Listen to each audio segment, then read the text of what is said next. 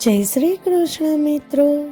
આપણે અત્યારે શ્રી કૃષ્ણ વાણી એટલે કે શ્રીમદ ભગવદ્ ગીતાજીનું ગુજરાતીમાં ભાષાંતર કરી રહ્યા છીએ, જેમાં આપણે આ વિડીયોમાં ત્રીજા અધ્યાયના શ્લોક 22 થી 43ના શ્લોકોનો અનુવાદ કરી રહ્યા છીએ. તો ચાલો શરૂ કરીએ. શ્રીમદ ભગવદ્ ગીતા અધ્યાય 3 કર્મયોગ. હે પાર્થ, ત્રણેય લોકમાં મારા માટે કોઈ કર્તવ્ય નથી. ન તો મારે કંઈ મેળવવાનું છે કે ન તો પ્રાપ્ત કરવાનું. આમ છતાં હું નિયત કર્મોમાં વ્યસ્ત છું. જો હું નિયત કર્મો સાવધાનીપૂર્વક ન કરું તો હે પાર્થ, સર્વ મનુષ્યો સર્વ પ્રકારે મારા માર્ગનું અનુસરણ કરશે. જો હું નિયત કર્મ કરવાનું ન કરું તો આ બધા લોકનો વિનાશ થઈ જાય. તેના કારણે જે અરાજકતા પ્રવર્તે અને એ રીતે સમગ્ર માનવ જાતિની શાંતિનો વિનાશ થઈ જાય, તે માટે હું ઉત્તરદાયી હોઈશ. જેવી રીતે અજ્ઞાની મનુષ્યો ફળ પ્રતિ આસક્તિ રાખીને તેમના કર્તવ્યોનું પાલન કરે છે, તેવી રીતે હે ભરતવંશી, વિદ્વાનજનોએ સામાન્ય લોકોને સાચા માર્ગે દોરવા માટે અનાસક્ત રહીને કર્મો કરવા જોઈએ. વિદ્વાન મનુષ્યોએ સકામ કર્મોમાં આસક્ત એવા અજ્ઞાની લોકોને કર્મ ન કરવાની પ્રેરણા આપીને તેમની બુદ્ધિને વિચલિત કરવી જોઈએ નહીં, પરંતુ પોતાના કર્તવ્યોનું પાલન પ્રબુદ્ધ શૈલીથી કરીને તે અજ્ઞાની લોકોને પણ તેમના નિયત કર્તવ્યોનું પાલન કરવા પ્રેરિત કરવા જોઈએ. સર્વ ક્રિયાઓ માયિક પ્રકૃતિના 3 ગુણો દ્વારા સંપન્ન થાય છે, પરંતુ અજ્ઞાનને કારણે આત્મા શરીર સાથેના ભ્રામક તાદાત્મ્યને કારણે સ્વયંને સર્વ કાર્યનો કર્તા માને છે. હે મહાબાહુ અર્જુન, જે મનુષ્ય પરમ સત્યનું જ્ઞાન ધરાવે છે તે આત્માને ગુણો અને કર્મોથી ભિન્ન માને છે. તેઓ સમજે છે કે કેવળ ગુણોની મધ્યે પરિભ્રમણ કરતા રહે છે અને તેથી તેઓ તેમાં ફસાતા નથી. જે મનુષ્યો ગુણોના સંચાલનથી ભ્રમિત થઈ ગયા છે, તેઓ તેમના કર્મોના ફળો પ્રત્યે આસક્ત થાય છે, પરંતુ જે આ પરમ સત્યોને જાણે છે એવા જ્ઞાની મનુષ્યોએ, જેમનું જ્ઞાન અલ્પ માત્રામાં છે, એવા અજ્ઞાની મનુષ્યોને વિચલિત કરવા જોઈએ નહીં. સર્વ કર્મોને મને સમર્પિત કરીને નિરંતર પરમેશ્વરના રૂપમાં મારું ધ્યાન ધર. કામનાઓથી અને સ્વાર્થથી મુક્ત થા અને તારા માનસિક સંતાપોનો ત્યાગ કરીને યુદ્ધ કર.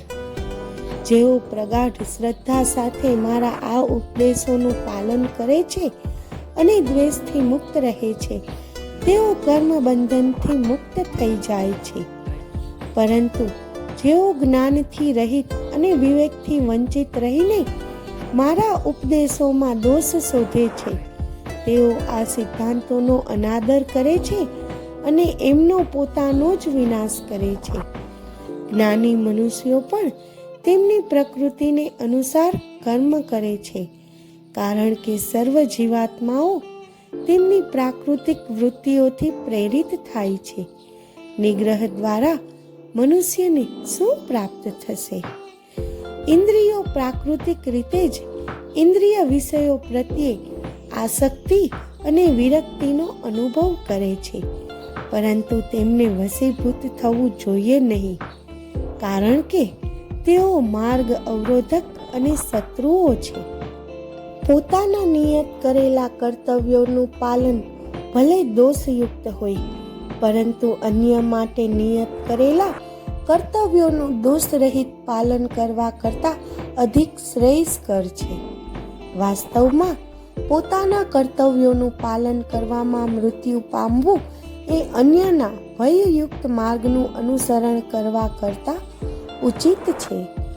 અર્જુને કહ્યું, હે વૃષણી વંશી, શા માટે મનુષ્ય અનિચ્છાએ પાપયુક્ત કાર્યો કરવા પ્રેરિત થાય છે? જાણે કે કોઈ દબાણથી એમ કરવા પરોવાતો હોય. પૂર્ણ પુરુષોત્તમ ભગવાન બોલ્યા, એકમાત્ર કામ જ છે જે રજોગુણથી ઉત્પન્ન થાય છે અને પશ્ચાત ક્રોધમાં પરિવર્તિત થાય છે. તેને આ વિશ્વનો મહાપાપી ને સર્વભક્ષક શત્રુ જાણ. જેવી રીતે અગ્નિ ધુમાડાથી આવૃત હોય છે, દર્પણ ધૂળથી આચ્છાદિત હોય છે અને ભ્રૂણ ગર્ભાશયમાં સંતાયેલો હોય છે, બરાબર તેવી રીતે મનુષ્યના જ્ઞાન પર કામનાઓનું આવરણ આવી જાય છે. હે કુંતી પુત્ર અર્જુન, અતિ વિવેકપૂર્ણ મનુષ્યનું જ્ઞાન પણ આ અતૃપ્ત કામનાઓ રૂપી નિત્ય શત્રુ દ્વારા ઢંકાઈ જાય છે, જે કદાપી સંતુષ્ટ થતી નથી અને અગ્નિની જેમ બળતી રહે છે. ઇન્દ્રિય, મન અને બુદ્ધિને કામનાઓની સંવર્ધન ભૂમિ કહેવામાં આવે છે. તેમના દ્વારા આ કામનાઓ મનુષ્યના જ્ઞાન પર આવૃત્ત થઈ જાય છે અને દેહધારી આત્મા મોહિત થઈ જાય છે. આથી હે ભરતવંશીઓમાં શ્રેષ્ઠ અર્જુન, પ્રારંભથી જ ઇન્દ્રિયોનું નિયમન કરીને આ કામના રૂપી શત્રુનો વધ કરી દે, જે પાપનું પ્રતીક છે અને જ્ઞાન તથા આત્મ સાક્ષાત્કારનો વિનાશ કરે છે. સ્થૂળ શરીર કરતાં ઇન્દ્રિયો ચડિયાતી છે અને ઇન્દ્રિયો કરતાં મન અધિક શ્રેષ્ઠ છે. મનથી અધિક શ્રેષ્ઠ બુદ્ધિ છે અને બુદ્ધિથી પણ શ્રેષ્ઠતર આત્મા છે. હે મહાબાહુ અર્જુન, આ પ્રમાણે આત્માને ભૌતિક બુદ્ધિથી અધિક શ્રેષ્ઠ જાણીને સ્વને સ્વ દ્વારા વશમાં રાખીને કામ નામના આ દુર્જય શત્રુનો વધ કર. ઓમ તત્સત ઇતિ શ્રીમદ્ ભગવદ્ ગીતા ઉપનિષત્સુ બ્રહ્મ વિદ્યાયાં યોગશાસ્ત્રે શ્રી કૃષ્ણાર્જુન સંવાદે કર્મયોગો નામ તૃતીયોધ્યાયઃ. શ્રી કૃષ્ણાર્પણમસ્તુ. જય શ્રી કૃષ્ણ.